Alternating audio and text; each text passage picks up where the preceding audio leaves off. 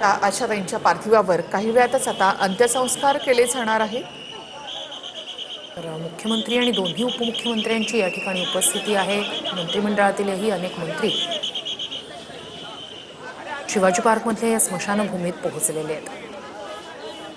आशाताईंचा पार्थिव देखील आता शिवाजी पार्कच्या या स्मशानभूमीमध्ये इथे पोहोचलेला आहे। थोड्याच वेळामध्ये आता पार्थिवावर शासकीय इतमामात अंत्यसंस्कार केले जाणार आहेत। 93व्या वर्षी आशा भोसले यांचं निधन झालं।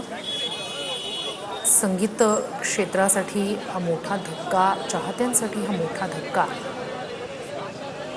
त्यांना सूर सम्राज्ञी म्हटलं जातं, भारतीय पार्श्वगायनाची राणी असं म्हटलं जातं। तर सुरांची मलिका काळाच्या पडद्याआड गेली आहे। दैवी सुरांचा लेणा लाभलेल्या आणि अगदी लहान मोठ्यांपासून सगळ्या राज्यांच्या आवाजाचा एक गारुड त्यांच्यावर निर्माण झालेला, एक जिव्हाळा त्यांच्याविषयीचा निर्माण झालेला असे हे दैवी स्वर। मगाशी जसं आपण एक प्रतिक्रिया ऐकली की जगातलं आश्चर्य ही आज प्रत्येकाच्या मनातली ही भावना आहे। अनेक भाषांमध्ये, म्हणजे अगदी हिंदीच नाही तर मराठी, बंगाली, गुजराती, तमिळ, तेलुगू अनेक भाषांमध्ये आशाताईंनी आपल्या दैवी सुरांनी एक वेगळा ठसा उमटवला, आपली एक वेगळी शैली तयार केली। अगदी दम मारो दम पासून ते रमैया वस्तावया, ए मेरे हमसफर, ये मेरे वतन यासारखी अनेक गाणी जी आहेत ती आशाताईंनी गायलेली आहेत आणि आजही ही गाणी प्रत्येकाच्या मनामध्ये रुंजी घालतायत। संगीत क्षेत्रासाठी एक मोठा खजिना खरं तर आशाताई ठेवून गेलेत।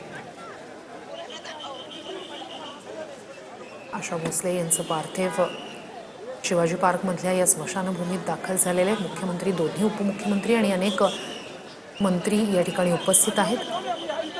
तर अनु मलिक या ठिकाणी अंत्यसंस्काराच्या वेळेला उपस्थित असल्याचं आपण पाहतोय। अनेक असे संगीतकार आहेत की ज्यांच्यासोबत आशाताईंनी गाणी गायलेली आहेत, म्हणजे अगदी जुनेच नाही तर नवीनही काही संगीतकार आहेत ज्यांच्याबरोबर आशाताईंनी गाणी गायलेली आहेत आणि गाणी नुसती गायलीच नाही तर ती सगळी गाणी अजरामर झालेली आहेत। रात्रीपर्यंत मराठी असो, हिंदी असो, कुठल्याही भाषेतील असो, आपण गीतं ऐकली ती आशाताईंची। मग लहान असताना आपण त्यांच्या बालगीतांचा आस्वाद घेतला, तरुणपणी अल्लड गीतांचा आस्वाद घेतला, त्यानंतर कधी कधी हृदयाला भिडणारी अशी हृदयदावक गीतंसुद्धा त्यांनी गायली। आणि ह्या आशाताई अजून आपल्यात नाहीत, यावरती अजूनही कुणाचा विश्वास बसत नाही। काल ही बातमी आल्यावरती संपूर्ण हिंदुस्थान हळहळला, कारण त्यांनी जवळजवळ सर्व भारतीय भाषांमध्ये गाणी गायलेली होती। बरं, आशाताईंचा स्वभावही इतक्या त्या मोठ्या असूनही, ज्याला आपण म्हणतो की डाऊन टू अर्थ अशा त्या होत्या। आपल्या सहकलाकारांबरोबर, आपल्या सहवादकांबरोबर त्या नेहमीच सहृदयतेने वागायच्या। आज सकाळीच FM वरती प्रसिद्ध संगीत संयोजक आप्पा वढावकर यांची मुलाखत झाली, तेव्हा आप्पांनी एक किस्सा सांगितला की एकदा यशवंत देवांचं एका गाण्याचं रेकॉर्डिंग होतं, आशा ती गाणार होत्या, मी म्हणे त्यात सहभागी होतो आणि म्हणे ते दोघं दिग्गज असताना मी काय बोलणार, मी फक्त श्रवणभक्ती करत होतो, कारण त्यांच्या बोलण्यातूनच खूप काही शिकायला मिळायचं।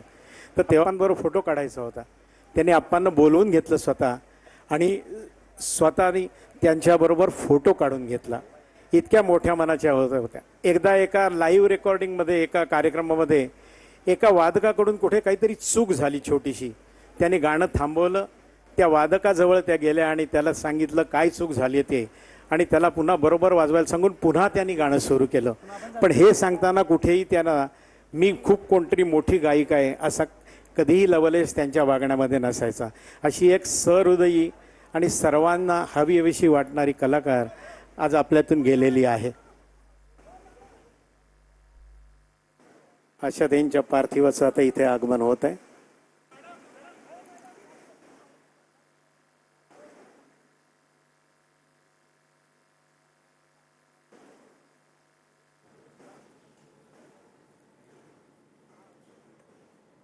आशा भोसले यांच्यावर थोड्याच वेळात शासकीय इतमामात अंत्यसंस्कार केले जाणारे। शिवाजी पार्क आपण पाहतो की सुदेश भोसले यांनी आशाताईंच्या पार्थिवाला या ठिकाणी खांदा दिलेला आहे। सुदेश भोसले यांच्यासोबत देखील अनेक गाणी आशाताईंनी खरं तर गायलेली आहेत।